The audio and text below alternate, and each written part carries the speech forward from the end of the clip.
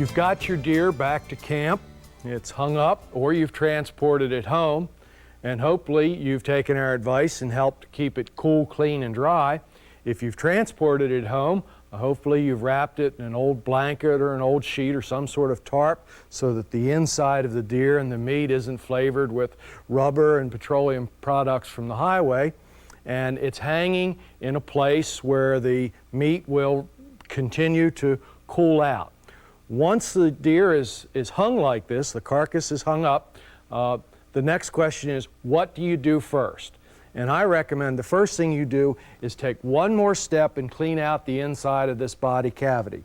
So if you'll take a damp cloth that's been soaked in a mild salt solution and once again wipe down the inside of this body cavity, that's one more step in getting this carcass cool, clean, and dry.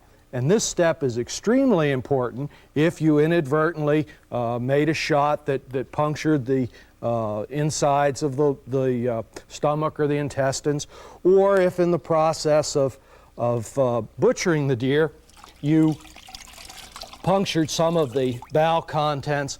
If you'll take this damp cloth that's soaked in a mild salt solution and wipe the inside of this body cavity down thoroughly, that will help correct those kinds of problems that could occur from contamination and thus result in a poor quality product for the table.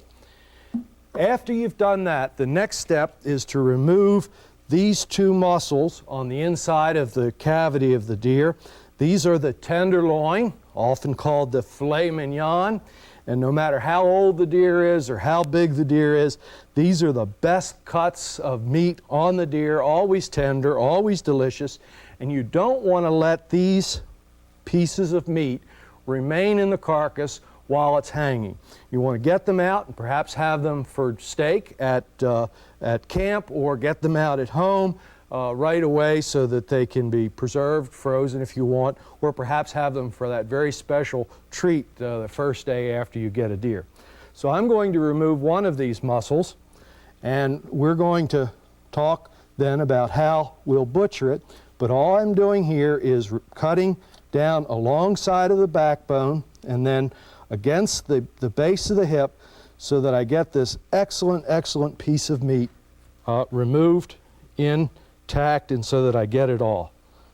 Now that I've made that cut, I'm cutting against the hip, and I want to get every bit of this excellent, excellent meat, because after all, you've gone to all this trouble to get a deer. You sure don't want to lose any of the best part of the eating of the venison.